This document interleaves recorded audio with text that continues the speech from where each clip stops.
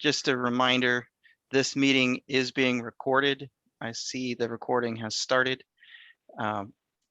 If you don't want your video or audio in the recording that we posted online, you can turn your video off and your audio off now. I am Adam. I'm the chair of the Highland NAC. We have a quorum of board members here, and Miles isn't able to make it. So Alina is filling in for Miles this time. So welcome. And we'll get to her during the city updates. So just rolling into things, let's go to board member introductions, and then we'll get started with our agenda. So Annie, can you start, and then we'll go Konnette, Reggie, and then Juanita. Hi, I'm Annie. Thanks for everyone who's joining tonight. I am our treasurer and also handle our social media posts. I'm Konnette Etheridge. I'm the recorder and also the BCCI representative from Highland. Hi, I'm Reggie from GIN. I'm the vice chair and a member of our tree subcommittee here. And Juanita? Juanita Caparanis, board member. Welcome. And Alina and Officer Barrett, would you care to introduce yourselves? Or is it? Oh, yeah. Hi, everyone. My name is Elena, and I'm a temp for the summer for the neighborhood and public involvement program. And I'm currently a college student. Welcome. Denisha Barrett with Beaverton Police. I am the liaison to the police department. Okay. With that, we are missing the Park District, so we'll go right into the Beaverton police part of our program. So go ahead. Perfect. I'll probably be put on the hot seat looking at the agenda going on tonight with some stuff that happened yesterday evening, which I'm sure you guys have heard and are aware of and may have some questions. But then I also have some information to go over just generally. So I guess I could start with the general stuff and then we can hit on the officer involved incident that happened last night. I'm only going to cover it very surface, just based on how fresh that incident is. And I mean, how much information I don't even have for it. Okay. So some quick updates, in May, we do a DUI count every month. I don't know if you guys are aware of that. But every month we go out, we are avidly looking for driving impaired people, whether it's on drugs or alcohol, if we're looking for minors, things like that. So in the month of May, we had 53 DUIs for the city of Beaverton. 46 of those were alcohol, 7 were drug related, 5 were people under the age of 21, and 11 of them were what we call breath refusals, people that refuse to give us breath. So therefore we have to get a warrant for blood or urine if we have to. I've also been spending a lot of time on HART doing stop signs. I know that you guys have been asking for that. So I don't know if you've seen a presence or an increased presence. I hope you have. I have not been making friends with some of your neighbors. In fact, I turn around and blame you guys right away. That's why I'm sitting there. But like you guys are well aware, it's pretty egregious. And the ones that I'm stopping are not people that are just kind of slowing down. They're people that are full on blowing these stop signs. So you guys are accurate in what you're seeing, and that's reflective in the stops that we're making. Okay. I wanted to hit on our stats a little bit. For some reason, our numbers are way down, and I think that that's awesome. This month, our total calls that we have as far as reports that were written for the neighborhood were 4 compared to 23 last month. I don't know what we're doing different, but it is working. So let's keep it up, whether it's communication with the neighborhood, whether it's enhanced traffic patrols, whether it's you name it. You guys kicked butt last month, so keep doing what you're doing. Do you mean 911 calls when you say that? Not necessarily. Some can be 911 calls, and then some can be self-initiated calls. Most DUIs that we go on are self-initiated. We're out, we happen to get behind somebody who's driving in a manner that looks different. So we'll self-initiate that. So these are both self-initiated and reported calls to dispatch. Good question. I know that in past meetings, we've had some questions about information availability and where you guys can seek information to become kind of your own researchers of things that are going on. So I took some time to look at the public police website that everybody has access to. And I wanted to point out some things that I don't know that I was even really sure was on there. Outside of our press releases, which you can find on there, those are pretty easy to find. Go onto the main public police page. You can search press releases and then all of them will come up. I don't know if they're in date order, but today's one was right at the top of the list. But also something that I wasn't aware of, at the beginning of every shift, we sit down with our shift, a supervisor reads off what we call a call log. So every call that a police officer has responded to and most likely wrote a report for is on that call log. All of those call logs are being put onto the public police website. So you in theory could go on and look at, we have 4 shifts a day. So there's 4 different call logs. You can go on there and you can look at the calls that we're going on, where we're going on. I'm kind of surprised that transparency wise, some of those names aren't, blurred out for protection, but I was able to see everything. So I don't know if it's just because I was on a city computer. If I have different access, I would be curious to have some of you guys look that up and see if you can find it. But if you do happen to go onto the main page, you would be looking for police call logs. That's what you would be looking for. We talked about press releases, but also on the very first page at the very bottom of our website, there's a notify me area where you can type in an email address or a phone number, and you should get alerts from the police department. So today's news release, press release would have been something that would have been emailed out to you as soon as that got posted online or sent out. So I do want you guys to have access to as much information as you want. I know that a press release was pushed out of the mayor's office for another incident a couple months ago, maybe last month, but we didn't circle back around to these. So I want you guys to have that. If you guys have any questions or if you need me to send Reggie kind of like a Word document with URLs to get to all of that quicker, I'm happy to do that. And I can send that either directly to Reggie or through Miles, whatever is easier for you guys. Sending that to Miles would be great. I didn't know about the call log, and I think that's something that we should look at and then talk to you about it in a future meeting. Perfect. Okay. I will send that to Miles and then get that out to you guys. Another quick thing, if you guys aren't aware, and I don't know if I'm stealing some of Elena's thunder here, Pride Beaverton is not this Sunday, but next Sunday, just over at Beaverton Library. I am super excited to be a part of that. I know that on the East Coast, there has been some tension between the Pride community and police, and I've been working very, very, very well with Kate Christensen, and she's invited us to come and celebrate and be a part of that. So you will see a handful of us at that event next Sunday, the 27th. So please come out and say hi. I want to meet some of you guys face to face. I haven't been able to do that since COVID and being a new liaison to you guys. So come out and say hi, introduce yourselves, please. With regards to the officer involved incident, do you want me to jump straight into that, Reggie, or do you want questions, or how do you want that to go? I think you meant to say Adam, but why don't you tell us? Oh, sorry, I what don't you know. have? Look at Reggie's name. Why don't you tell us what you know about it, what you can say, and then I think we might want to return to the DUI part for a few questions there. Okay.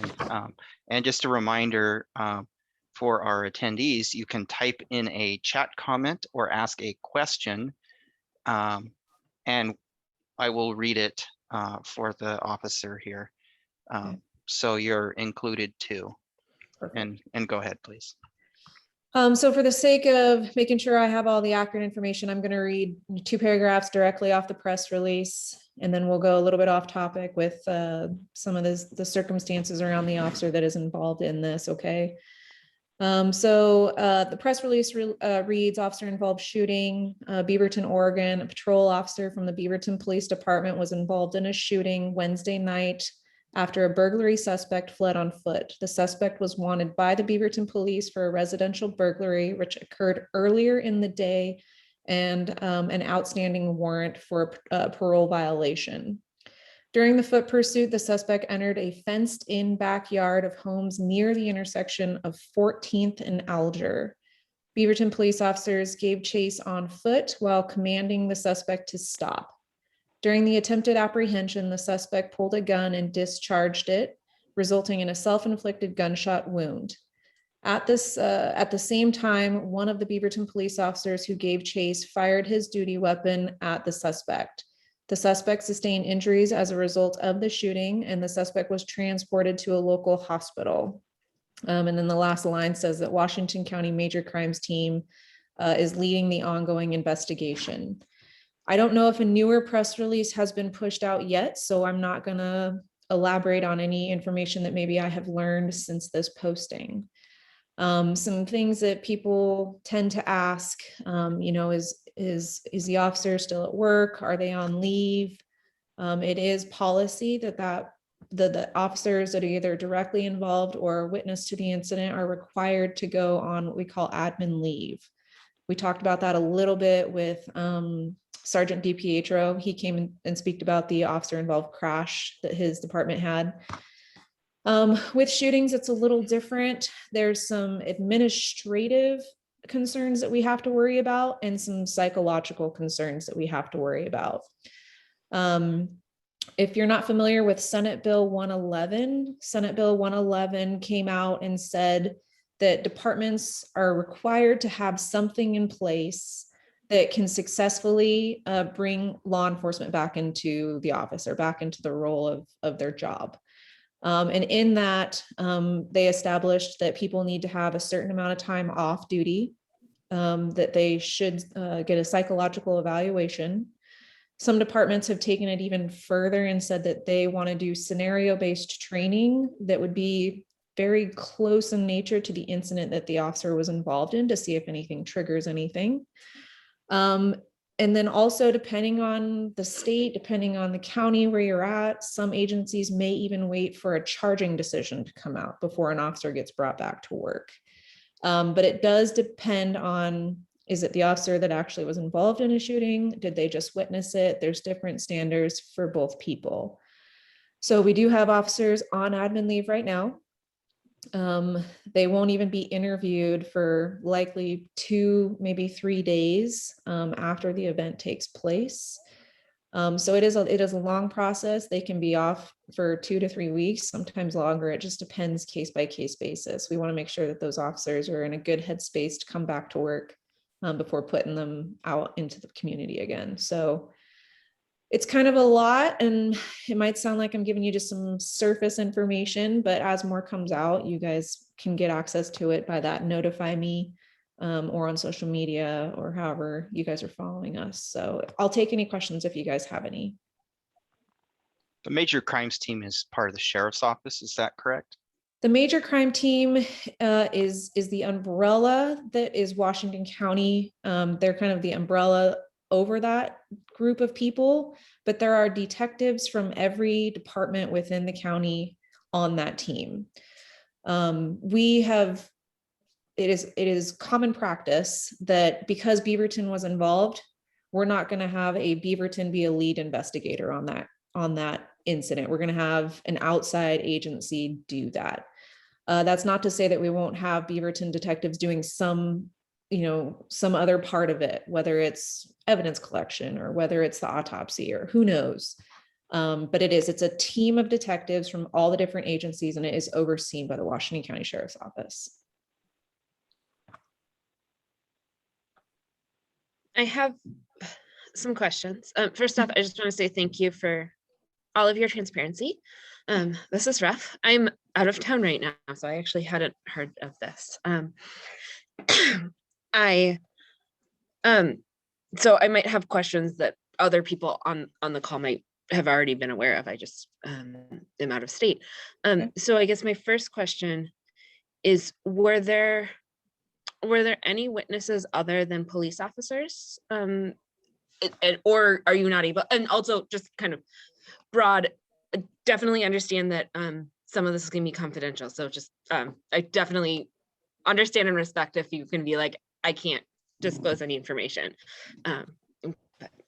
Totally. So I don't know the answer to that question. This is very fresh. This would have happened less than 24 hours ago. So there is so much information that hasn't even made, Bentley, sorry. There's so much information that hasn't even been asked questions or interviewed or anything like that. So I don't know the answer to that question. I wouldn't even know if it would be confidential. Later on down the road, when this has been adjudicated, you know, we're a public records agency. There are ways for that information to be found out. Okay. So then with that too, I'm curious on Beaverton City's video cam policy. And do police officers wear video cams? Were they on? What would the consequences be if they weren't on? Can you just kind of elaborate on that, please? Thank you. You've always got the best questions, and I should probably become better prepared. I will say, I just so that you're aware, I lived in Minneapolis, so this is a lot of, and I have family in Minneapolis, so I have lots of questions. No, and I appreciate that, and I appreciate the fact that you're willing to have conversation about it.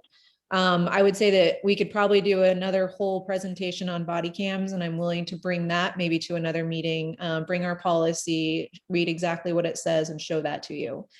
To answer your question, surface wise, I don't know about whether or not they were on for this, but any police officer that is in an enforcement position, so all of patrol, traffic, and our school resource officers are required to wear them. So we all have them, and then there are by policy certain things that we're required to turn them on for.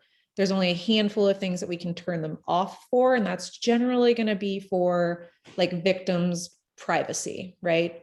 I don't know if these body cams were on. If they were on, those body cams were taken immediately, powered down, and made so that, not powered down, but are put in a position to where I can't even go in and view this camera if I wanted to. It's specifically for the investigation that is taken, and it is taken immediately. Thank you. And then just if you don't have this information, that's okay. But if, for example, the investigation shows that there should have been body camera footage and there was not, is there policy to, like, what is the policy, or what are the repercussions for not having video cam footage when you're supposed to? That's a good question. I want to fall back on body cam, body cam policy before I answer that question, because there will be situations where I couldn't get it on fast enough. I had to respond to what I was seeing first, and I couldn't get that on.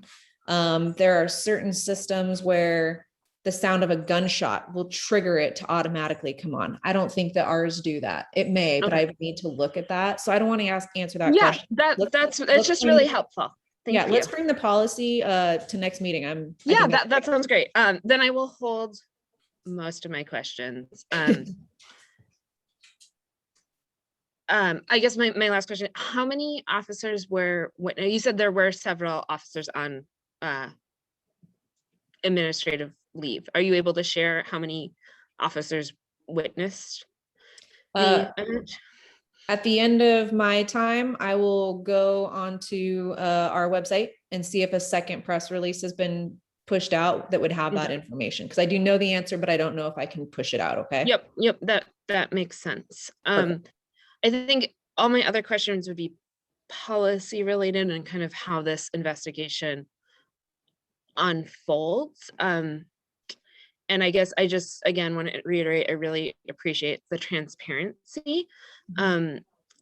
and ongoing conversations with this, because I think one of the reasons that I understand there's lots of different situations, but these are the kinds of situations people are afraid of. And this is why there's been so many conversations and so many concerns, because Beaverton is way more transparent than many cities. But also this is really sad. Like whatever happened, a loss of life occurred. And I think that I just mainly for as a commentary of just like, this is heartbreaking. And this is why policing and how we handle policing and public safety has been at the forefront of our national conversation, because so you can see this can happen anywhere, whether, whoever is at fault, and when there's guns involved, like it just, people lose their lives, and it's really, You do. really unfortunate. No, and I'm very grateful to work in the community that I work in.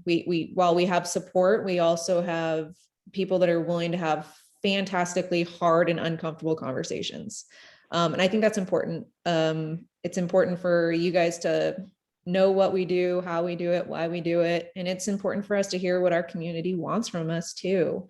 I could have so many conversations with you on a side tangent, and some good courses that I think would be awesome for you to take, because you could ask a lot of these questions.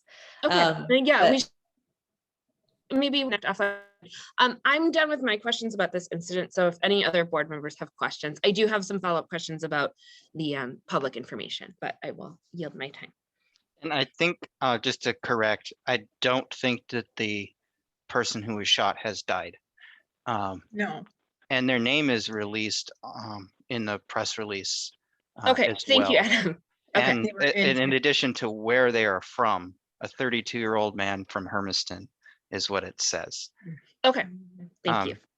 And I understand this is quite stressful for the officers, even if they're found to have followed policy. What's the psychological recovery time from something like this? Like, have you ever had to go through this? I haven't. I've been very fortunate that I haven't had to, and that's going to be case by case, person by person. Somebody who maybe just witnessed it, didn't actually pull a trigger, will be able to process it a lot more easily, or maybe they won't. Maybe the person that pulled the trigger can get through it faster than the witness did. I mean, there's so much that plays into the brain and the mind and how people process information. Are people open to counseling? Are they not open to counseling? Officers are known for having like hard shells, right? We want to keep all of our feelings in, and we don't want to appear weak or anything like that. So it is 100% dependent upon the person. We have had members of our department take 2-3 weeks before they feel comfortable to come back to work. There are some things that they're required to check off that list before they can actually come back. And then the rest of it is when they're ready. We don't want to bring anybody back to work that's not ready, or else we're going to have more incidents like this that, we have to discuss. So we don't want to do that if we don't have to. And if we might return to the DUI thing, I didn't hear you mention anything about marijuana.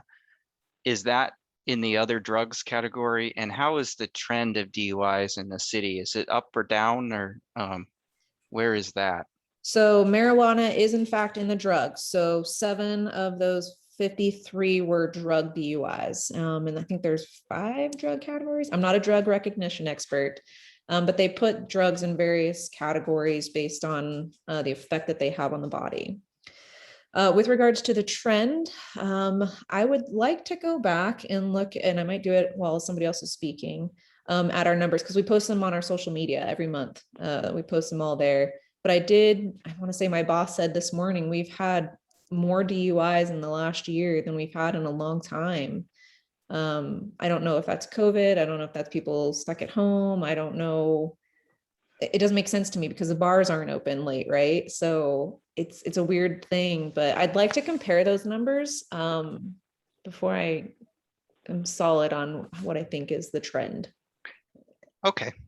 Well, do we have any other questions for Officer Barrett and for our, oh, go ahead, Konnette. Do you know if there are plans for the car seat inspection to be started? I haven't heard that. I think a lot of people are waiting to hear what Governor Brown does. Either, what is it, the 21st or the 30th, the 70% number. We have to get some guidance from city council, from the city manager, from the department heads, as far as what we are going to reopen. But if at Konnette you need something done, I am a car seat tech, and I'm happy to come and do that on one of my work days if you need me to either check a car seat or install one for you. Thank you. Konnette, would you like to share why you're so concerned about this, if you are comfortable? I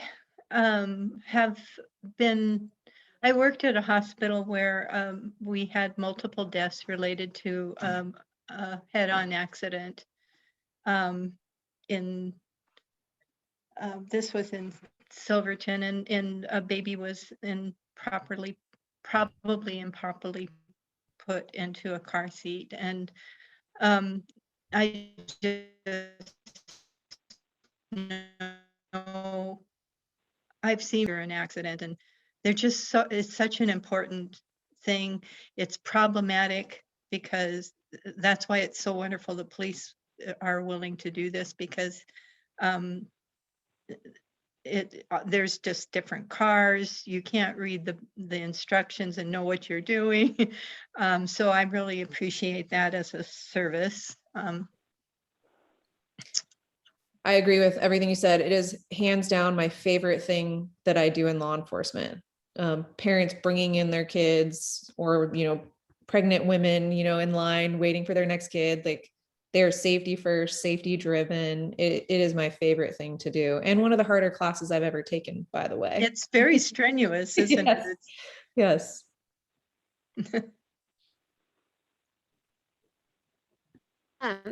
So I just have two quick follow questions on, so you said that there were 4 incidents for our neighborhood. Is that, did I understand that correctly? You got choppy. What was the question? Oh, sorry. Can you hear me? Okay, I've got kind of weird reception. Is this better now? Yeah. Okay. I think what Did she you was say, saying so is when you there's were going over 4 the crime report, service calls. 4 service calls, correct? What was it? So what is it for the 4? Sorry, you guys are cutting over each other. So you said, no, I just wanted to clarify. You said 4 service calls, which was down from 23 the previous month, correct? Correct. Yes. Okay. So those are the service calls, like people calling in and saying there's an incident. Is that? That is people calling in and us taking reports. So Okay. 4 different reports got written for the NAC this past month. Okay. And so when Adam asked about the 911, is that only things that get like directed to you, or someone called and said, I'm having a health crisis, or like when does that get categorized as a report for you, and when does that, like, if someone just calls 911, when does that get counted for you, and when does that not get counted for you? All of it gets counted. It's data for everybody. So every single call that comes into dispatch gets recorded somewhere. The numbers that are put into the neighborhood crime reports that are pushed out for the NAC specifically, I think are only calls for service that we've responded to and took a report on.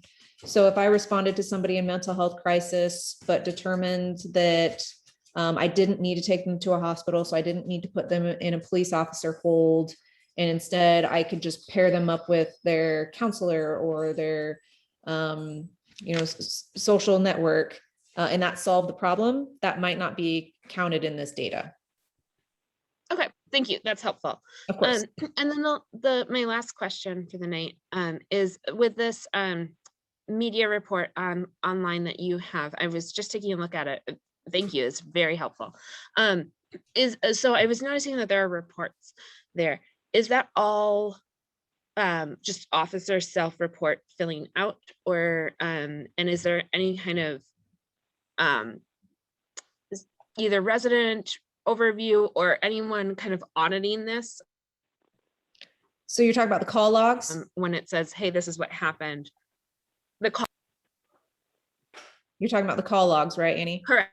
Okay. Yes. So the call logs, they are generated by police officers, meaning the notes that you write in the case summary. If I went and took a theft from your house, somebody stole a garden gnome from your front yard, I would write in there, you know, unknown suspect stole garden gnome from front yard.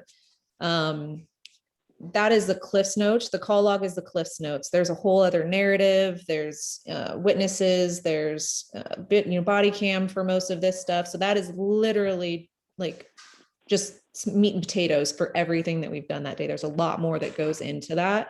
Got it. That's helpful. Thank you. Whether or not it's audited, the sergeants look at it at the end of every shift. They do some notes at the very bottom, like a summary for the shift. So I guess you could say they kind of spot check it. They also approve all of those reports before they get put into the system. If we're missing something, or if we need to do follow-up, or if they, hey, there was a witness that wasn't interviewed, you need to go back and do that. They'll kick that report back to us and we'll go and do that. And Officer Barrett, in the call log, I see what you mean about seeing a lot of detail, and what is maybe your concern too is these people's names and ages and aliases, and they're not yet really processed by the criminal justice system, and they're I wonder if there's a mistake here. And this seems like I hate to be the one to say it, too much information. And that's what happens with, the transparency, people ask for it. And then we kind of take this pendulum of, are we sharing too much or are we sharing too little? I don't know if it's a mistake that these are on here. I literally saw that today. So I figured, you know what, if it's on there and it's for public view, I will share it with you guys. You guys ask good questions. You guys are involved and you guys want to be a part of this. If it's a error, I will go to a boss tomorrow and say, hey, should these be up here? And if they get taken down, you'll know that they were put up in error. But I think that that's pretty intentional, that we're kind of showing people what's going on in the community. Actually, I'm curious, and I wonder if we could put this on the agenda item as well next month too, of just what you find out, because I actually agree with Adam. I feel like it is too much information. I also am curious too on a privacy standpoint, and my other question would be like, what kind of privacy for any kind of domestic victims? Like, this is a lot of information, or anyone who might be involved in a stalking case, or even, some of my concern too is, like Adam said, they haven't been processed yet. There's no, this is just a log. If an employer looks at this, are they making judgment calls without having due process? So I'm curious of like what the policy is, and is there a way to just be able to have the call log but without full names? I mean, this is still great transparency, but you can get all the information without having people's full names on there. Yeah, I will absolutely bring your guys' concerns to the department regarding the call logs. I will also look at DUI trends. And then Adam, you were able to find the newest press release, so I don't need to look at that anymore. Yes, I found it, and it sounds like Annie's found it too. Perfect. So, and I've already signed up, like you said. Perfect. Yeah, that was really helpful. Thank you. Of course. One last follow-up from last week's or last month's meeting. Did you happen to get any data about 1/30th with the speed van that you put out? Did I send that to Miles or to Adam? Did you guys receive that? I thought I sent that off right away. Maybe it was. I don't recall, but I do recall stopping to wave and say hello to the officer on 1/30th and take extra long to stop at the stop sign. I'll try to find my email that I sent off regarding the data on 130th. No worries. Thank you. I will say that I have been asking all these questions. I definitely am more conscious of what I do, and I appreciate every day. Perfect. 30th, and I talked to my neighbors, and 1:30 van is out. They like don't even have to go outside. They're like, we know when the van's there and when it's not. Perfect. Okay, let's continue on with our agenda, and we can maybe fit you in, and if you want to do that DUI trend research and give us that info. So next, let's talk about the next item on the agenda. I'm skipping the parks because they're not here, possibly because we rescheduled the meeting to be a week later than normal. So our next item is about the Northwest Natural Gas Carbon Offset Program that they have announced. And I had brought it up to the board members for discussion of asking them for money to fund our tree planting program so that maybe we can tap a budget other than the cities. And I think Konnette and Reggie have some things to say, so let's just let them have their say.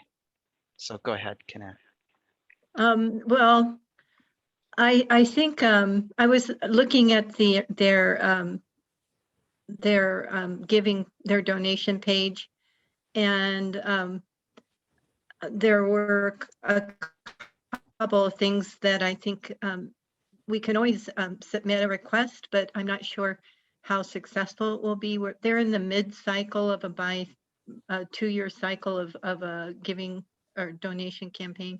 They tend to support 501(c) as pretty well established nonprofit organizations.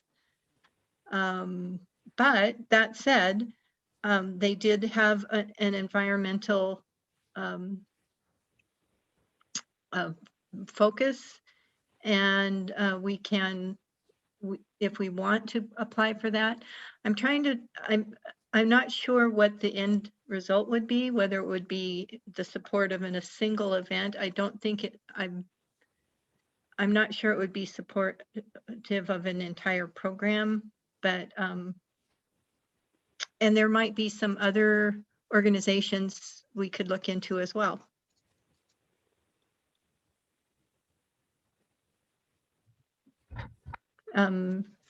Reggie? Yeah, I think there's some promise. It would take a lot of extra resources as far as time and volunteer labor and stuff like that to really scale up what we're doing. You know, because I feel like they're giving out pretty sizable grants, like 5-figure grants. And I'm also not sure if we would qualify because we might be considered a political organization. I mean, we're in that sense because we're you know, supported by the city. This is like a public body, you know. So I don't know if we would qualify legally. Like, I don't know if we're like the 501c. I don't think we're the 501c3. We're something else, right? So I didn't see any indication on their website that they would give it to, like, you know, like a neighborhood association, that sort of thing. But I think we could look into that more. That was just my impression. The one thing that the grant program is their charitable giving arm, and this is actually ratepayers' voluntary money, so it's not actually Northwest Natural's money in the carbon offset program. So it may not be necessary for us to be an actual charity to get money from it, or to, you know, offset some carbon at the customer's expense. So, well, it's worth a letter. I'm willing to write the letter with a little help. And maybe they tell us to file a grant proposal, or maybe they tell us to go away, or maybe they give us some other avenue. But the grant proposal is a separate avenue for their charitable arm that is not particularly what I was talking about in getting their carbon offset funds. to pay for the neighborhood trees we plant. Did they list any criteria for application? Well, mostly they were doing those dairy programs where they reduce like methane gas and stuff that's produced elsewhere. But if we have an avenue for tree planting every season, we may be able to, I don't know, we may be able to get some money for the whole city to do street trees. And it might be something larger than us. I would just like to start a conversation so that we can see if we can tap funds outside of the public's budget. And I know you two are skeptical, but the worst they could say is no, or tell us it's too hard. Yeah, I am skeptical, but I think you're right. Like, it is worth reaching out, and the worst that can happen is we get declined. Then the Adam, money I really, goes to someone else. yeah, first off, thanks for bringing this to this proposal and what they're doing to our attention. This is great. I got your email, but I've been visiting family and so didn't get a chance to respond, but I'm happy to help write that letter. And I think especially knowing that it's rates or, you know, customers paying this money, I'm wondering kind of what that avenue would be, especially if I imagine that there are residents in our neighborhood who are supportive of that. And I think it's a great discussion, and I think it's a great thing for us to look at just in broader terms of where else can we tap funding and where else can we tap resources to start to scale up now. So is there anyone in opposition to writing said letter to ask for money? I don't know if we need to do a formal motion. If I'm willing to send it under my name on behalf of the NAC with other board members' help of the composition of it, and we'll just put it in the minutes in a Can I future ask, meeting. would it be to fund replace city funds on existing events, or I do we was have the thinking, bandwidth for more? I was thinking of telling them about the history of what we've done. We spent a couple thousand every time on trees, and ask them to pay for the trees, and that we could do up to 2 planting events of about a certain size, and just ask them to pay for the trees. And the surrounds, we could still do matching grant, but we could go a lot further with matching grant.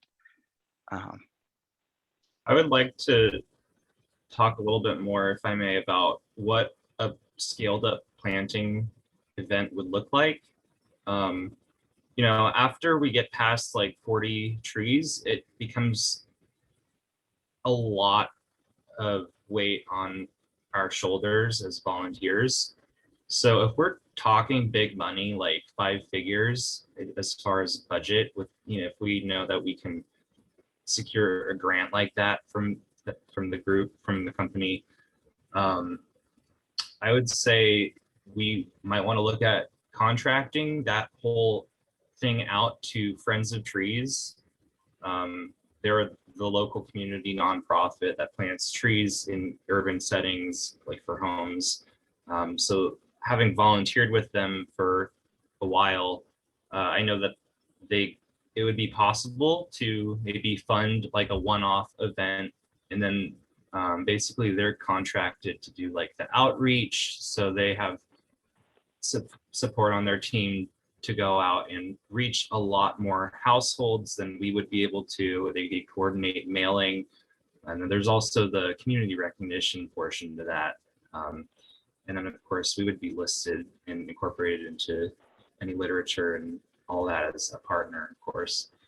So I'm just thinking like that is definitely the route that I would be inclined to take if we're talking like 5 figures in budget and more than 40 trees. You know, for the Barlow Road tree planting event, we had 54 trees in November 2019, and like, you know, nearly 70 volunteers for the whole project, and that was really awesome.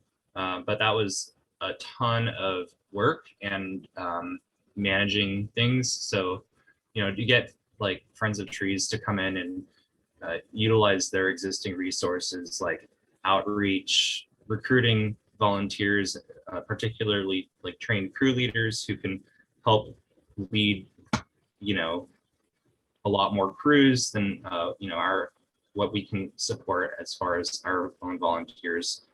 And then the, you know, like the actual acquisition and planting of the trees, and that's something that they manage. So yeah, I think that's just something that we would want to keep in mind going forward, that it doesn't necessarily have to be us doing it, but rather involving this nonprofit that specializes in these larger scale planting projects in neighborhoods.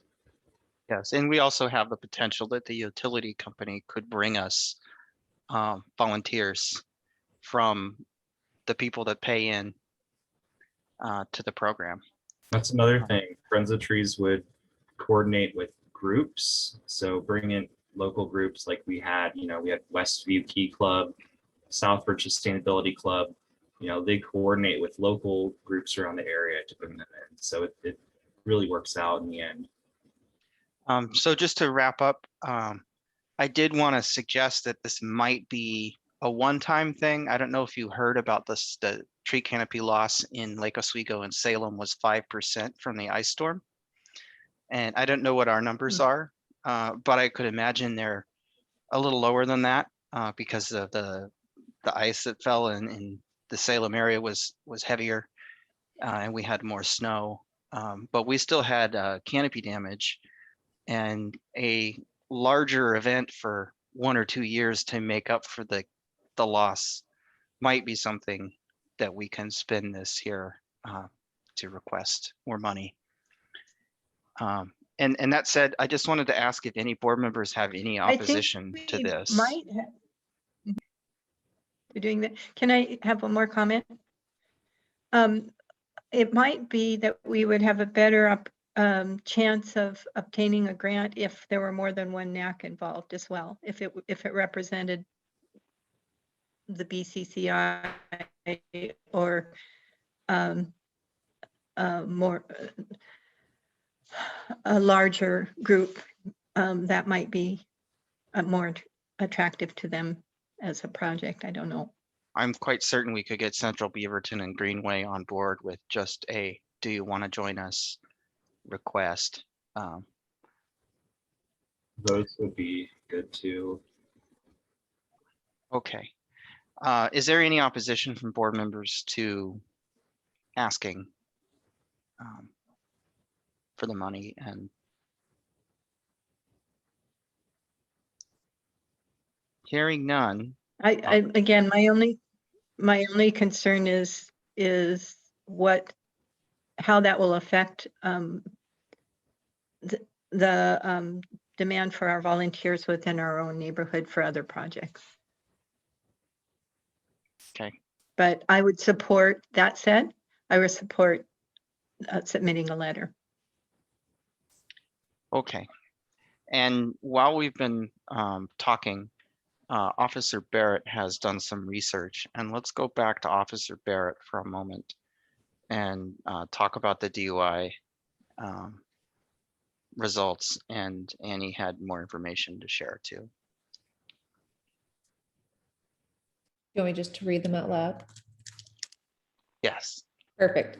So just looking back at the 2021 stuff, and then I've got a note that I'm going to contact our DUI officer and get the 2020 data for you guys as well. I might not be able to get that tonight. But in January, we had 42 total, with 8 of those being drug DUIs. In February, we had 40 total, with 8 being drug DUIs. March was 44, with 9 of those being drug DUIs. And then in April, as I previously mentioned, we had 53, with 7 of those being drug DUIs. And I will get the 2020 data to see what the trend truly is, but it looks like it might be on the climb for this year. Is that data also first, second, or third DUI? Is that not, we don't know that? We don't know that, no. And what's the, just earlier you were talking about stopping people for non-compliance with the stop signs. What's the fine for that, and what do you cite people for? So the site is 811-265, which is failure to obey a traffic control device. It's a B violation, making it a $265 ticket. So it is the same thing as running a red light. And do they typically get the diversion treatment on that deal? If they have not had a ticket within the last 2 years, they may qualify for traffic school, which is an online class they can take. And once they complete that class, the ticket goes away and it would stay off their record completely. Do you have any opinions on if that works, or can you not say?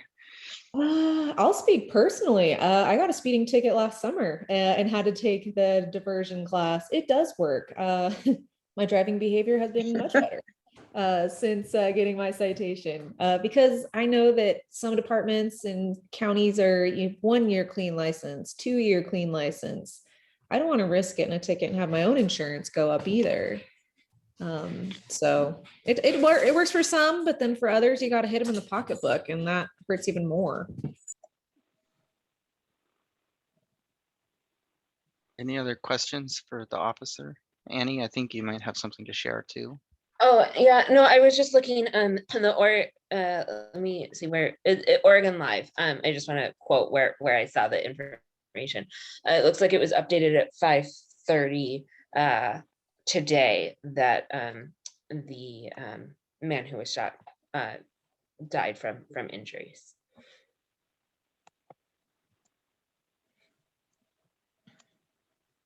And if that's what's pushed out, then that is up-to-date information. Okay, any more, or does Officer Barrett get to walk the dog before the sun goes down?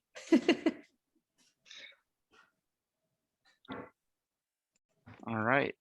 Thank you for joining us, and we look forward to seeing you next week and our next month. Absolutely.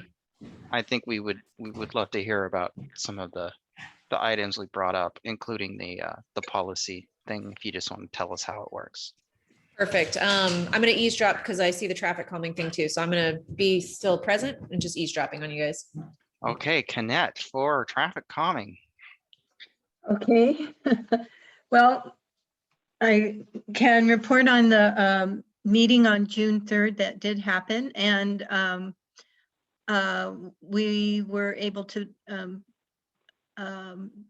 provide our presentation, and I think the result was that the Traffic Commission is going to, for its July meeting, spend that time revising with the recommendations or the feedback that came from the neighborhood associations. And I included a synopsis of our letters from the Highland neighborhood as well.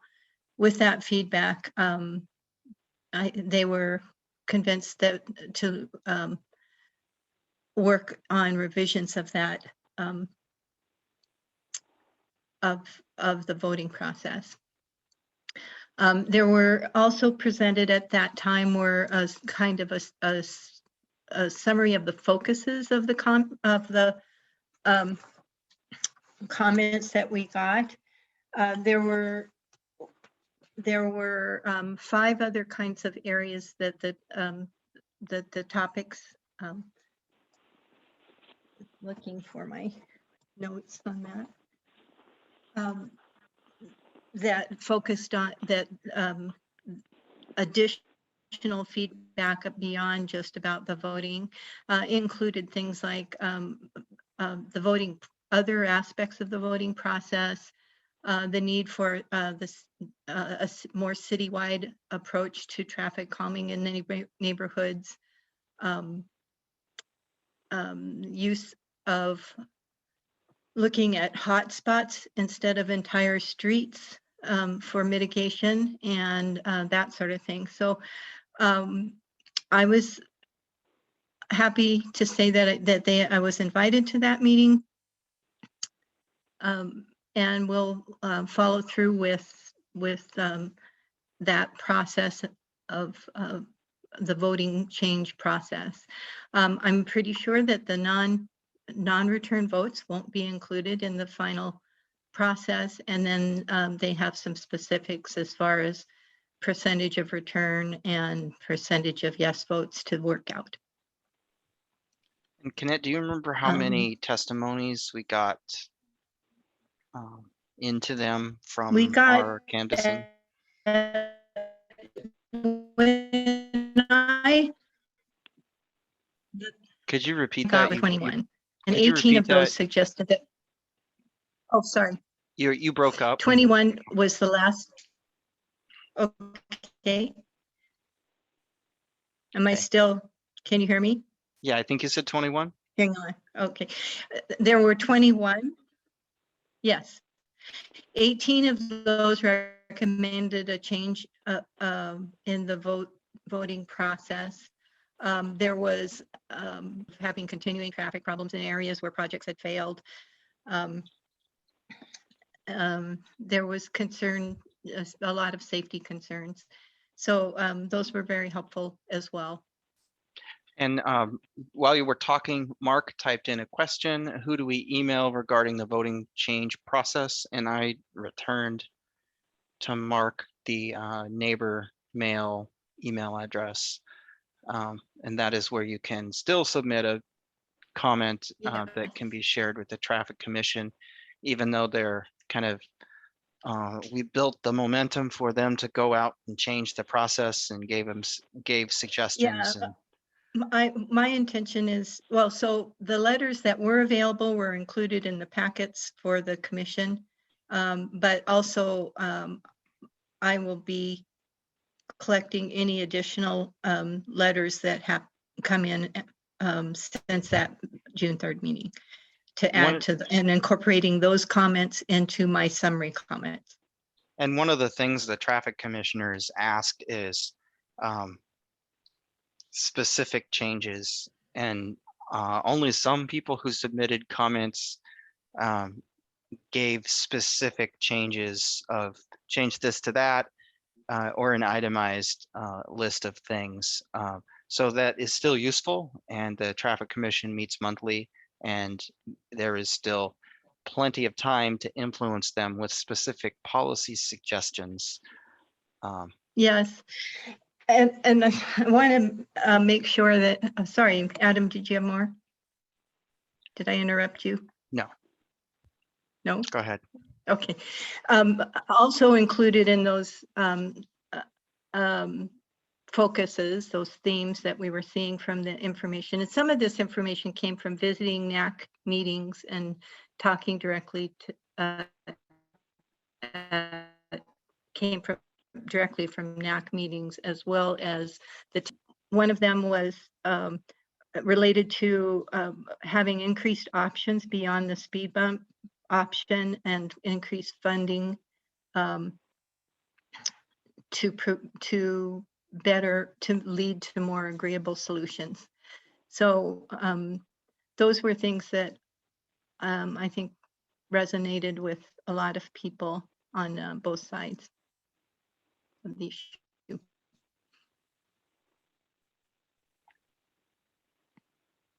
Konnette, Annie had some items she would like to bring up. I can tell you that there's,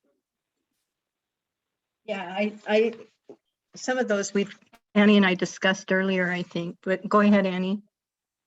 So I'll display the list, Annie, on the screen share, and if you want to bring these Sounds ideas good. up. Adam, just a heads up, my internet connection has been pretty intermittent here. So if I break up, can you just type in the chat that you didn't hear what I said? Okay. Thank you. Yeah. So I did just kind of want to follow up with the written testimony. I did provide written testimony, and I did also forward it to all of the city councilors as well, because Konnette and Adam had both made public testimony, and then city council said that yes, they are, also looking at this and kind of looking at broader traffic issues, as we know that this is a little bit beyond just changing the voting and just changing what traffic commission can have. And I had asked, I got responses from 3 different or councilors sharing their concerns with overall traffic and kind of looking at things, but saying that there's no really other way for the NAC to get involved right now, or some of the any of the concerns that I had brought up that couldn't be changed just by these policy changes with the traffic commission. Currently, I said, this is a great start, but we need to do more. But it sounds like Hassan, Councillor Hassan said that part of what they're waiting for is for the new city manager to take over in August, and they're kind of look at some of their processes and stuff. So if this is a bigger issue too, and there are ways to get the help with the NAC involved, it seems as though city council really would like that stuff to happen. And so from that, I spoke with Kate Prakash, who joins our meeting sometimes, and she is on the Fir Groves PTO. And also was the one who had tried to organize the Barlow traffic calming and is really concerned about how this is impacting schools. And so it sounds like we were starting to look at other ways, since the traffic calming project has such a high bar and it's a little bit longer. What other ways can we make our streets safer in the meantime? And Konnette and I also talked as well.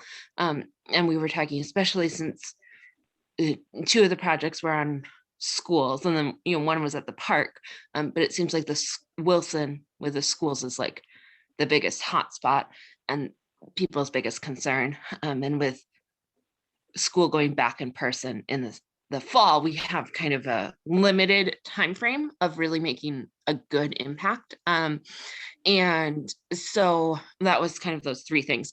And when I talked to Kate today, she had some really great recommendations. And so these are just kind of quick updates. And then hopefully we can put it more on the agenda, because I think the NAC could support some of this. But she talked to someone at ODOT as well, because they have a grant program to make like safer roads for schools and around schools. And so she needs to follow up a little bit, because that needs to be applied by the city. And so she needs to talk a little bit more. I know in the past we've had Safe Routes to Schools come and give a presentation, but they have like an action plan, and they can work to do more. And so she's going to follow up with them, and she's going to have a meeting with the principal tomorrow to find out what the action plan is. But it sounds like if there's already an action plan, there could be some better signage along Wilson and some different options beyond just trying to do the traffic calming program that could make Wilson safer. And I wanted to. There are definitely things that do not require a traffic calming project to be put in place that could make things safer, especially as it relates to schools. Exactly. So I wanted to check with the NAC board members of this and just see if there was any opposition to kind of bringing this to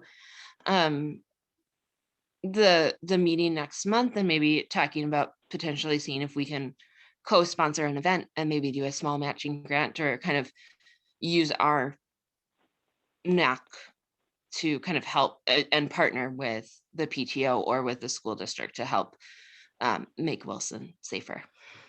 Annie, do you think you could go to their meeting and represent us and maybe find out how we can help with these items? Yes, definitely. And Well, I will. I feel like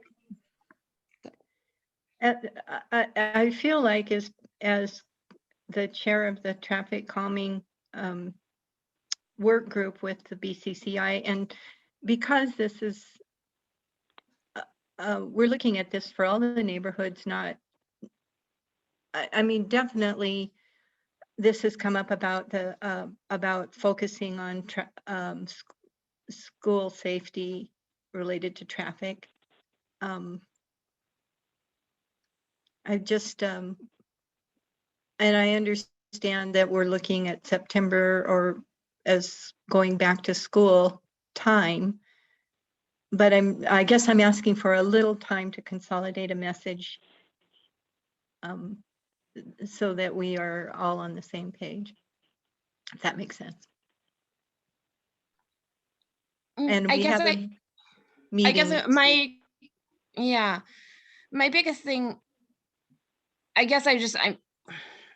my biggest concern is that with everyone going back, like every day the roads are dangerous, and they're getting more dangerous, and they're going to be more dangerous by school.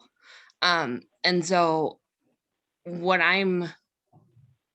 I put this on the agenda, and I'm curious, but like, I just want to know what avenues do we have that aren't going to just keep taking more time. And I'm also like, people, when they're getting back to school, like they're thinking about it, and it could really set off the school year on a good note. Whereas if we do some of these projects, or we try to do a co-event in November, like people are already back in their new routines, and they're used to So speeding and things. And so I have already talked with Sergeant Shaw regarding a joint effort to have a fall kickoff of a safety education and program. So understanding that we would like to get something kind of as soon as we can, but still wanting it. Sometimes when there are multiple groups working on things, the message can get confused and maybe delayed. But to me, after the voting is the July voting occurs, then the areas are focusing on hot spots, which is inclusive of the school safety, and incorporating city. And so I feel like I'm also getting feedback back from the NACs. I talked to Lonnie about this, about having the NACs go back and asking where are the hot zones, how are people feeling about school safety, where are the hot zones in their neighborhood, and what strategies could we have to encourage a citywide approach to neighborhood traffic calming and safety. Konnette, when you say July voting, what do you mean there? The voting, so the Traffic Commission is working on changing the voting process for the traffic calming process, and also will then address. When that is done, then they would want to look at the other other concerns that were brought forward at that meeting. Yeah, so to address your concern about, like, you know, when multiple organizations or multiple groups are working on this, sometimes the message can get diluted. I guess that was where what was kind of bringing this up as well, is that so Kate you know, normally joins our meetings, but she wasn't able to join today, and she asked me to kind of bring this to it. But she is the vice president of Kate Prakash, and she's the vice president of the PTO. Yeah, I talked to her today. Yeah, that's sweet. She called today. Okay, awesome. But she was saying that this is a concern that all the moms and dads on the PTO have, but they never come to the NAC meetings, and so they're also working on the school safety, and the Fir Grove probably already also has a safety action plan, and then Safe Routes to Schools are already working on this. And so that's, you know, 3 different organizations that are all concerned about Wilson. And so I guess the idea was to try to see if the NAC could help kind of do an event or co-sponsor, so that there is a cohesive message, and 3 different groups aren't all talking amongst themselves how to make Wilson safer. And I guess it's less about the voting procedure or the funding changes. It's more just like, how do we get Wilson safe for kids? I get, well, again, yeah, I was aware because I've been talking to Kate as well. And I guess that's kind of Sounds an good. I example. just, of what I'm yeah, talking about. and she did mention that, but I guess that's why I was bringing it to the meeting and wanting to hear from other NAC members and have this as a board discussion of like, is this something as the NAC we want to try to support, and in what way? So Mhm. these particular proposals to improve the school safety may not be particularly traffic calming, but they still accomplish a mission of making it safer for kids. So we could potentially pursue them separately, even though traffic calming can support making the school area safer, but the flashers in an event may not be particularly linked to the traffic commission change that we've been pursuing. So I think Annie could go talk about this with the PTO, and Konnette can continue the traffic calming. We're both working on something important, and it doesn't really overlap, just like we talked about. Traffic Commission told us stop sign compliance is not traffic calming. Kind of a separate issue for them. I guess, and what, again, my approach might be to not go just to the Highland neighborhood, to the middle school and the Fir Grove, but to approach the board. The Beaverton School Board about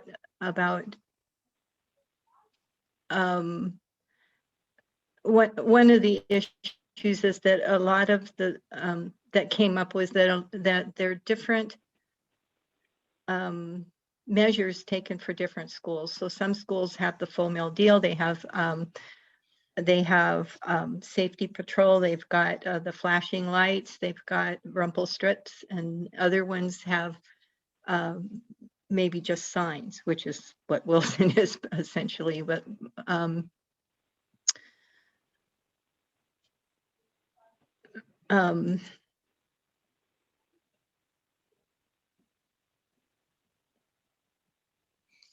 So what I'm hearing, I guess I'm curious. So we've got what, 5 out of the 7 board members. Like, it kind of what I'm hearing, and let me know if this is correct, that you have some hesitation for me going to a PTO meeting or starting to work on this event proposal that I had of how to do some educational campaign and how to work with the well, schools to get Wilson safer before school starts.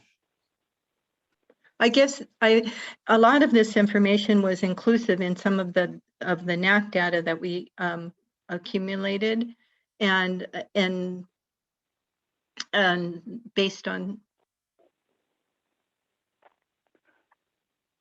so I don't, and I guess I saw it as part of that process, and as that being a strong process because we've already been to the Traffic Commission. We'll have their support. I guess to me though, that doesn't seem to, this seems separate from what the traffic calming and traffic commission's I don't, role is. well, Because I don't see it as separate.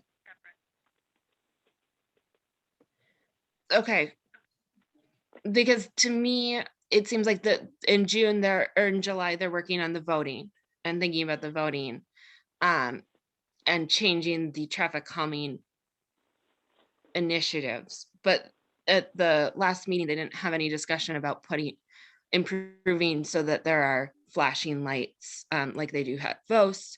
There's no discussion of how there are crossing guards there, there was no discussion of like, how do we make. Actually, we did. I mean, that was part of the discussion about hotspots approach. Hotspots, to, yeah. And so I guess, make yeah, many better. yeah, that makes sense. I guess it was, it didn't seem like the traffic commission was ready to talk about hotspots for several more months. And I guess that's my biggest concern, is that the summer is quiet and then school's going to start in September. So it seems like Konnette really doesn't want me to keep working on this, but it seems like Adam's okay with this. I'm curious what the other board members think. Like, is this something that could be moved forward, or should we just keep having Konnette work with the It's not that I BCCI and go don't that way? want you to work on it. It's just, I think we're maybe having a disagreement about the best approach to moving it forward. And I feel like we have the council's ear with and a lot of the things that we're suggesting are traffic related solutions and mitigation. So it makes sense to continue to work with the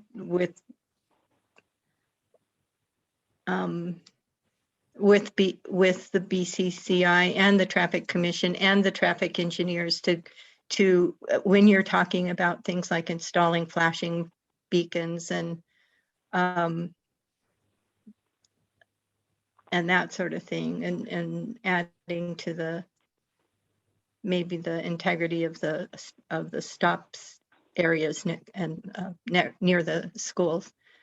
So some of these items, we just need to learn about what the process is to get these things, even if it's not apply for. And I mean, maybe that would be an area that Annie could go have the conversations and research and not interfere with the traffic calming program change, because these are not in the traffic calming program. So while this might be a conversation, Right, they aren't. And that's kind of the point of the information, was that the traffic calming project doesn't necessarily have to be we're concerned about the vote, but that even without a traffic calming project, there is concerns about neighborhood safety that isn't related to speed, but maybe related to stop signs or blind blind turns and that sort of thing. How about this? Why don't the two of you have a chat with Miles or Lonnie about the path forward here? And maybe Miles or Lonnie can give you some suggestions on how not to step on each other and how to maybe integrate or maybe do these separately, so that we can still get Annie's ideas at least looked at. Would you two be willing to it's do not that? really, it's not, I think that would be fine. I think we also should know a little bit more about what the schools already have on deck for looking at this issue as well.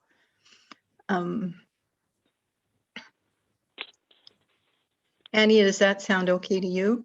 Yeah, that sounds great. I think that's a great suggestion, Adam. Thanks. And moving along, the next agenda item is Konnette's about BCCI. So I'll give you the floor for that. I can just give you an update about the last meeting. The last meeting, we had a lengthy presentation from the housing options project with Rob Zoller. I think maybe we've had him to our meetings before. Any rate, that they were talking about some of the designs that are being proposed in the wake of House Bill 2001 to help increase density and provide affordable housing.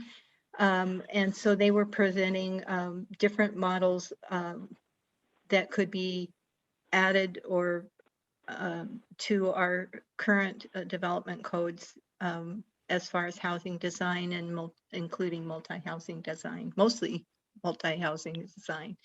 So that was an interesting topic. There are 3 designs. One is called the flexible design, which is has at least 4 units in it. Second one is called an ecology design, which includes, and Reggie was at this, I think Reggie, you and I are on that committee, so we've seen this report before, but it included a planting strip and some parking, whereas the quad design had no real planting strip and relied on off-street parking. And then finally, a third design that had included garages, on-site parking, and some planting and areas as well. So it will be interesting. This is also online, and you can on the city website, and you can go and look at that that information. I'd suggest it, as this is something where that increasing density is important, but will affect us all. Is this something that we can put a social media post out about? Because it sounds like you're soliciting feedback, so we can use our social media account to do that. Yeah, that would be great. During our meeting, it was mentioned that it's been hard to get feedback from residents with COVID. So the more outreach we can help with, the better. Can one of you work with Annie to get some posts up? Sure.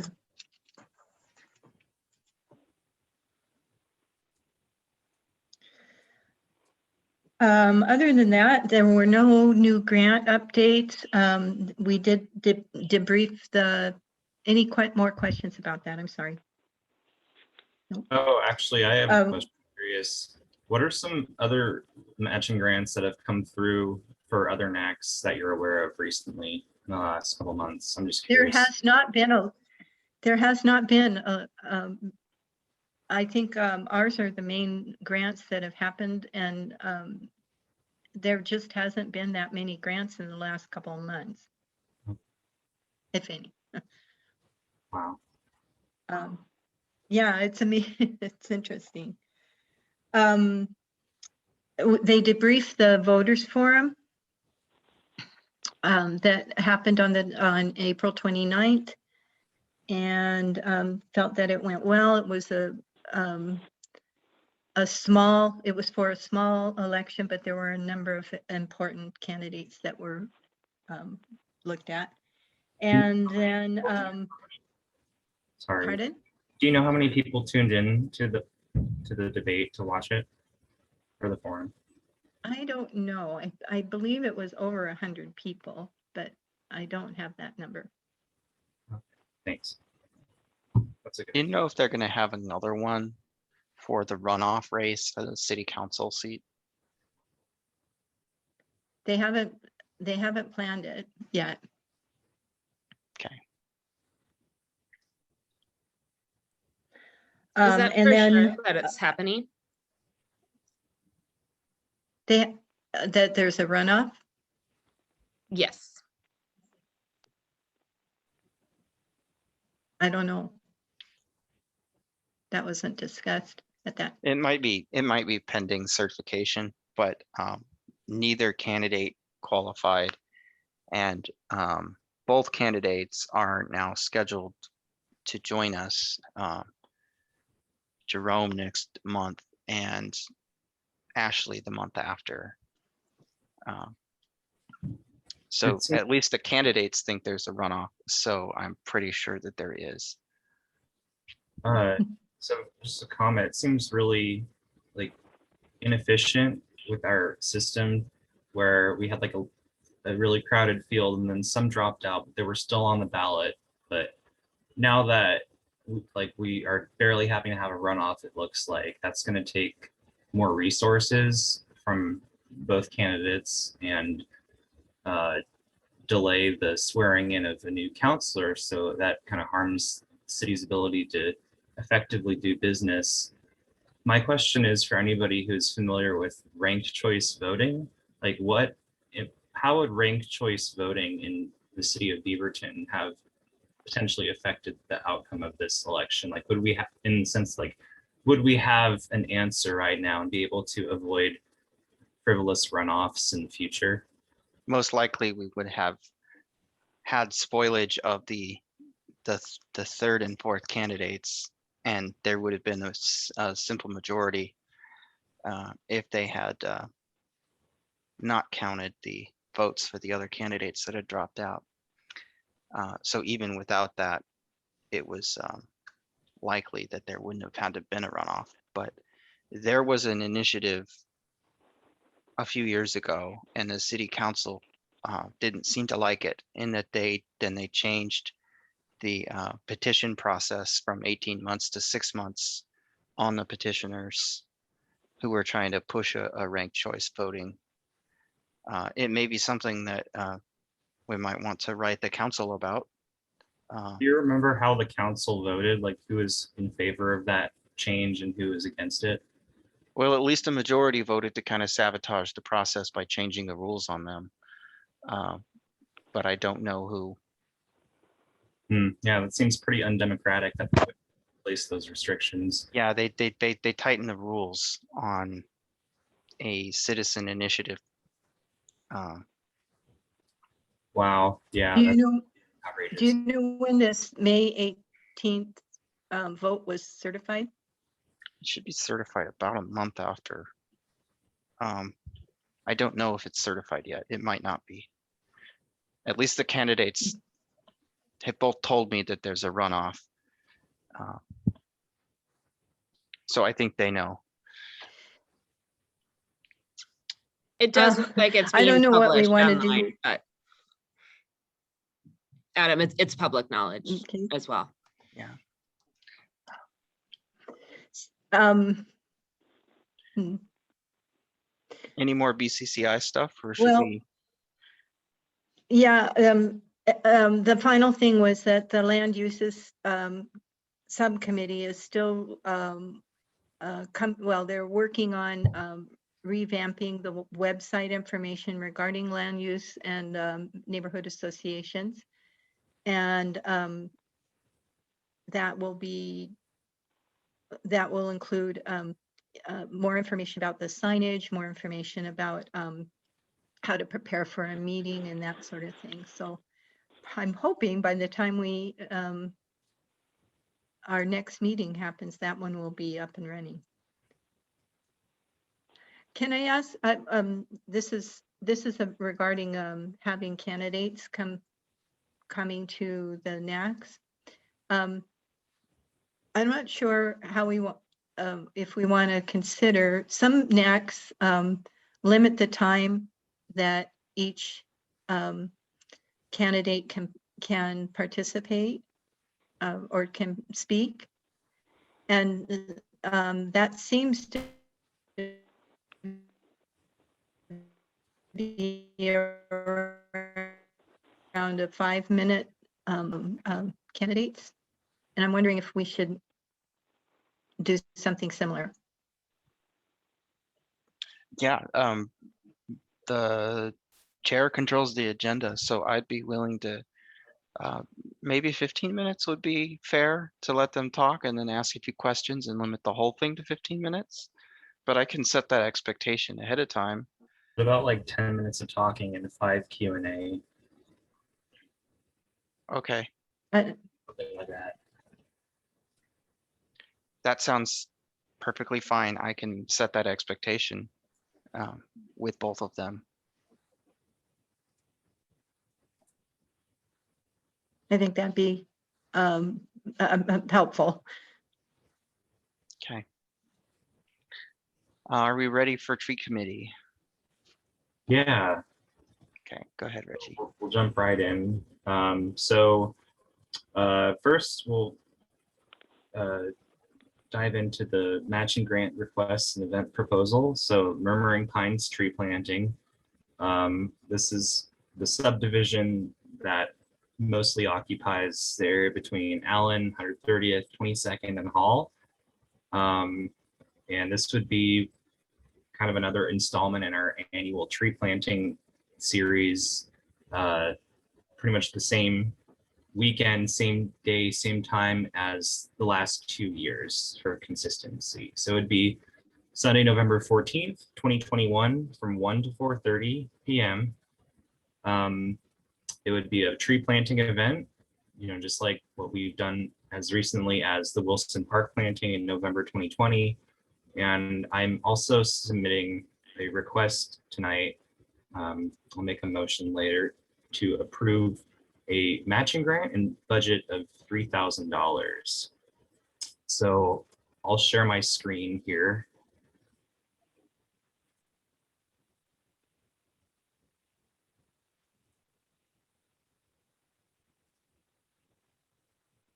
All right, can everyone see that?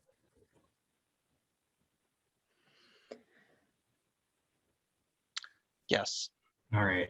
So $3,000. Out of that, we're looking at about 25 trees. $2,700, $2,800, giving a little bit extra wiggle room for what trees will cost, likely around $100 each at wholesale. Money for stakes, twine, gas if we have to get a rental truck for transporting trees. I think we would do another raffle to help spice up the event. So gift certificates from local businesses. These can be changed, but this is from previous years just for the purpose of submitting a grant. We could get more hand sanitizer for folks, although I imagine by November, things might look a lot different. So on the topic of the health restrictions and safety implementations that we had for the last planting event, it might not look the same as what we had to do. It might be likely more relaxed, especially not having to wear masks due to the latest CDC guidelines. So we'll cross that bridge when we get there. A little bit of money for mailing to rental property owners, and then just, a bucket, like any miscellaneous supplies. A little bit on the area here. From an equity perspective, this area is important because it has some historically lower income housing. The area around Dale Avenue, 17th Street, 18th Street, that was developed pretty early on in our neighborhood's history. And historically, it's been a place where there's like naturally low income friendly housing. So with that, we really want to make sure that folks who have maybe been less fortunate or getting more of the impacts of environmental harm, like pollution from Allen, noise, things like that, generally lower access to tree canopy. I think it's important that we focus on this area to help address this historical inequity and help improve the outcomes for the residents here. It's also a lot of rental properties like apartment complexes, multifamily housing like condos or townhouses. So this will hopefully engage people who haven't historically been that active in the NAC and its activities, and will help address some environmental injustices in Beaverton. Here, got the expenses. We're looking at some donations for in-kind stuff from the city, personal tools, and then we have like volunteer participation already. So basically, I'd like to submit a grant as soon as possible, and a matching grant. With the opportunity for comment shortly after I say this, I'd like to make a motion to for the NAC to approve the Murmuring Pines tree planting event for November 14th, 2021, 1 to 4:30 p.m. and submit a matching grant to city for funding, and then allocate a budget of $3,000. And lastly, I want to add as a footnote that Konnette and I had a discussion between last meeting and today, where we sorted out both of our planned fall events that we're helping organize, such as like the Tualatin Park Stewardship Series that Konnette has been the lead on with THPRD and the Highland Hills HOA. So there would be minimal conflict. The events would be at least a couple of weeks apart, probably closer to around 4. So not really having a burden on volunteers for 2 events close together. And then Konnette's event also has a very small budget. So it would, I Konnette, and please come in and fill in any details, but like, you know, how much are we talking here as far as? Well, if we're involving THPRD again, then it will be different than the August event where we were footing the bill for removal of the ivy debris. And so it would just be for snacks and the grab bags that we've been using that have a mask and sanitizer and a water and that sort of thing. And that should be, I mean, we had 19 people and it was less than it was $42 and some change. So I did contact the THPRD, and October is a good month for them. So we did talk about possibly needing 2 separate events, one to clear the rest of the ivy and the second to plant some bushes.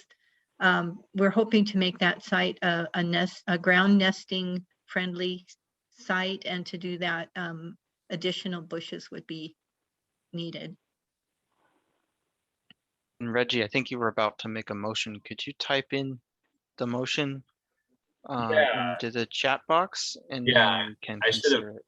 I should have waited until after we talked about the 2 stewardship events, but I wanted to make sure that was included. So I'd like to make a motion to approve the I'm typing this as I speak, so it's a little bit slower.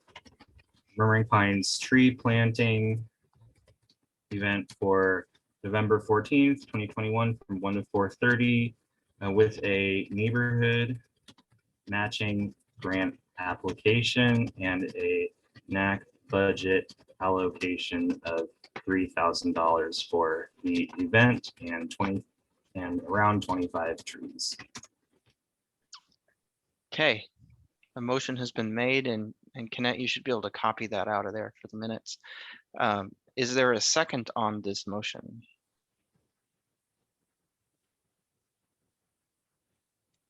Any board member can second. I'll second. Further discussion on the motion? I have a little discussion. First off, I just want to apologize. With my schedule, we weren't able to have a tree subcommittee meeting previous. And so we can definitely, you know, it's June now, so we have time. But Reggie, I appreciate you doing that whole spreadsheet. Quick question, because I know after the last tree planting, and so on there you've got the line item for the rental truck.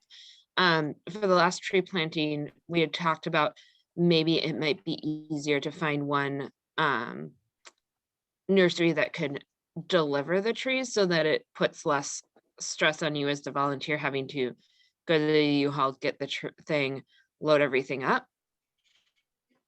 Yeah, I totally agree. And then 2, wanted. You just cut out. Yeah, Annie, everything since Okay. the U-Haul remark is gone. Okay, give me 1 second. Can you guys hear me now? Yeah. Yes. Any better?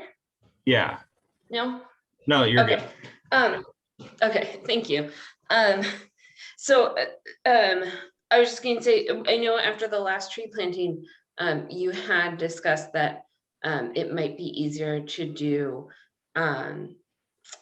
a nursery that can deliver the trees instead of having to do the U-Haul and the rental. And I also know that there had been some discussion of which nurseries have the best stock, and also if we can get, like, Al's might be a nursery that we could get trees donated. So I guess that would be my only discussion piece on this $3,000. I'm totally in support of it. And think that, you know, we've done this where we can get the full matching grant and then scale up the project if necessary. But I just wanted to bring that up since that was a line item for the budget. If we want to actually have the U-Haul Thanks allocated. for pointing that out. I recall that conversation. The last event, we had trees from multiple nurseries and we had to do like last minute tree pickups because we didn't hear back from one of the nurseries in time, which is really frustrating. So to really consolidate that process, you're right, like one nursery if possible for all the trees, and then have them deliver all of them at once, which is really cheap. It's less than $100, totally worth it. So I actually just went in and edited that line item out and then added the $30 for the gas just to the trees. So we've got 2,800 devoted for trees now. So it sounds like you're amending your motion. Well, I'm not amending the motion because the budget would still be 3,000. I just reallocated part of that planned budget from gas for the rental truck, which we will likely not need, to more money for trees. Okay.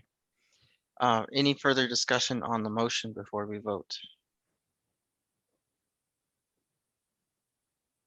All right, board members, all in favor, please say aye or raise your hand.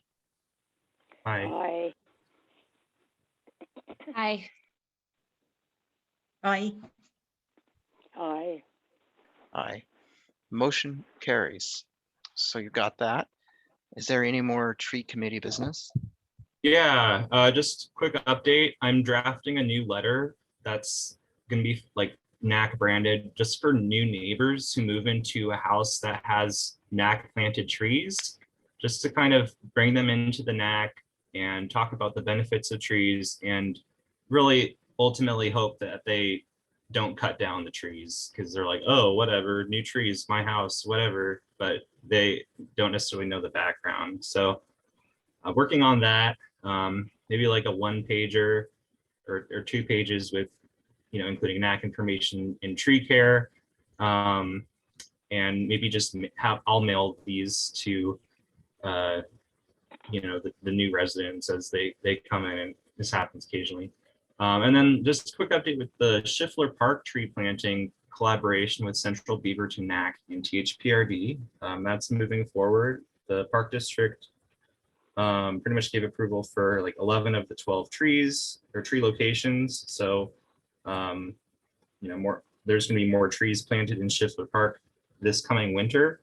So it'd be great to have folks from our NAC help out with that as volunteers. But it's really Central Beaverton's show, and we're just kind of consulting and supporting them. So yeah, it's pretty awesome collaboration, and it's making headway. And then there are 5 or 6 trees at Highland Park Middle School that were planted as replacements. 5 of them are along the front driveway, and one of them is on the back southeast hill near the stairs on Highland Way. And I'm asking that folks, if they're interested and available, to volunteer to adopt one of the trees and just be in charge of watering it regularly over the summer. So if you're interested and available for that, we would greatly appreciate any help in keeping these trees watered. And then they'll be able to thrive and provide the full range of environmental social benefits for the students and neighbors in the long term. That's all I have. Annie?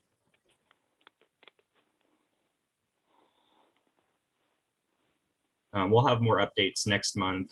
We're also talking about projects on how to increase tree stewardship education for residents. So more to come on that. And during your update, Konnette's Daliason Park came up. Do we need to do anything there? I'm waiting till we finalize some dates and times.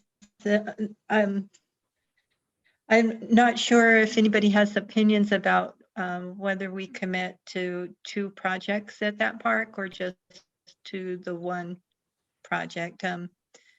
Hannah, that our THPRD coordinator suggested we might need 2 projects, the Ivy project and then the planting project. Any thoughts, anybody? Sounds like a good idea to break it up and not do too much. I think that's Would it be, maybe I'll talk with what the options are then for how to break it up okay. Yeah, and bring that back next time.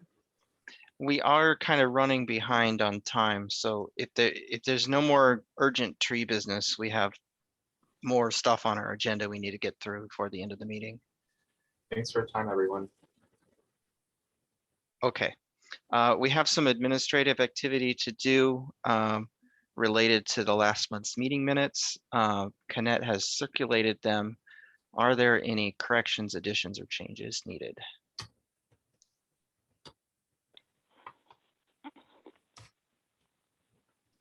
Hearing none, I'd like to suggest we adopt the meeting minutes for May by acclamation.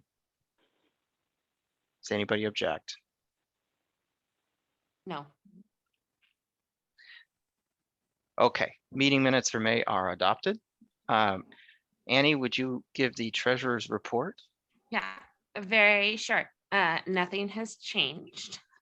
So our current balance, sorry, I just had it up, is $27.35 with 20 cents. The only thing that I need to check is because I've been out of town, I'm having my mail collected.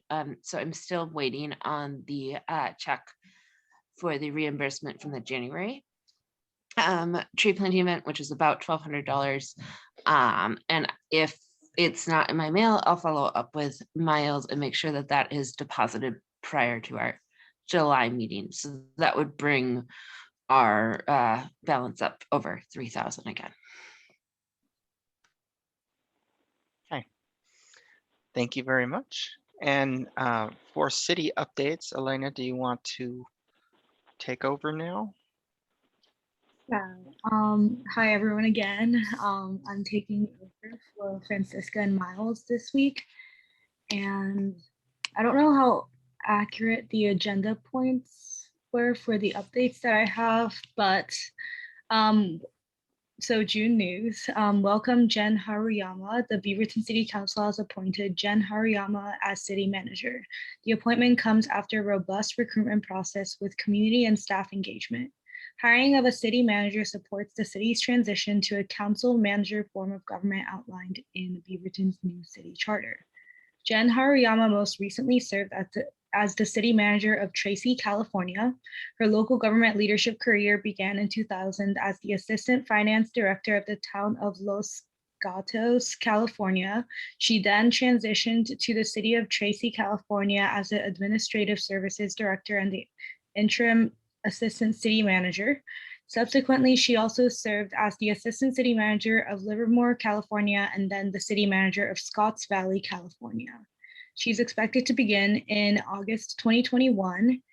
Beaverton's new city charter went into effect at the beginning of 2021 and was approved by voters during the May 2020 election. And there is a Beaverton, Oregon charter website that I will put in the chat after this. Summer reading is also underway. Beaverton City Library invites kids, teens, and adults to read this summer, earn prizes, and give back to those in need. Complete 15 hours of reading, listening, which includes audiobooks or being read to, or doing a family activity. No registration is required. You just need to print off a reading log from the website, pick one up from the library, or create your own to track your progress. Between July 5th and August 15th, kids and teens can now visit the Beaverton Library website, which I will also put in the chat, for completion instructions. Adults can read for a good cause by tracking hours read through August 15th to earn meals for recipients of Meals on Wheels People Delivery Service. And for every 100 hours read collectively, the new Friends of the Beaverton City Library will donate one meal up to 135 total. And get ready for fun events planned all summer long. There's a couple links that I can drop from the city website and the Beaverton Library website for their events to learn more about virtual and in-person upcoming happenings.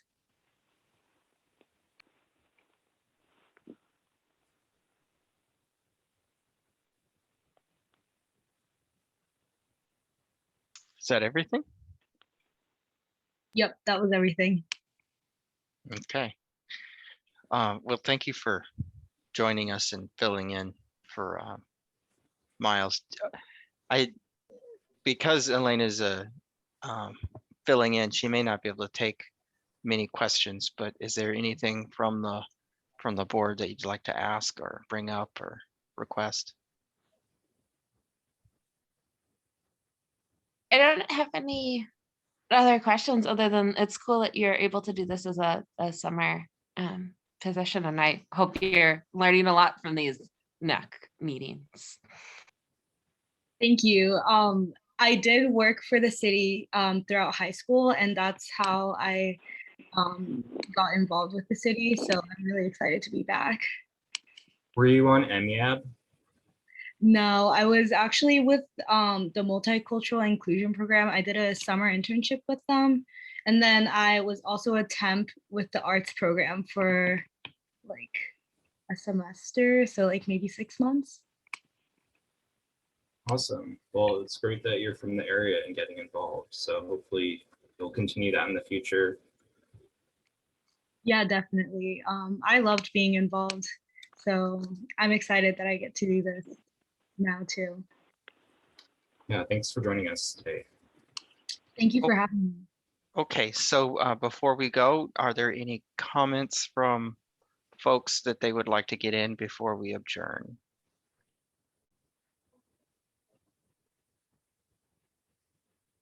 Hearing none. Sorry, I just wanted to give residents or participants a quick call. Just one quick question, Adam. Have you received anything as the chair of like, are we kind of perpetually doing Zoom meetings, or is there any kind of direction from the city if they're wanting NAC meetings in person, or is that still kind of all up in the air, or left to each chair to decide, just out of curiosity? Well, it also depends on where we're going to have it. And that would be for the neighborhood program to let us continue, but the school district is not able to let us in yet. I do understand there's some public space in the public safety center that we could eventually use. And that is, we had talked about doing that a long time ago, of we'll do a meeting there so we can get a tour or something. But I'm not aware of us returning to in-person until 2022. And I think Officer Barrett just turned her camera on. Do you have something you want to add? No, I just got really excited with the potential to host meetings there. I'm going to add it to my list of possible things to do, because I also would really like to show off the building and give you guys a tour. So when I hear more direction, you guys will be the first people I come to. Okay. Yeah, and it is kind of in the neighborhood, so I should did hear, I think yesterday at a NAC meeting, that they're thinking of doing like a hybrid model. I'm not sure when, but I did hear that they want to still do the online option for those who want to call in. Okay. So yeah, we're governed by the city deciding when the state of emergency is over, and that they will allow activities, and also the school district, well, they cut us off earlier than the city did. So both of those kind of need to fall into alignment for us to meet in person again. But it might be a couple months out before we even know what that's going to be. Any other comments from anybody? Okay.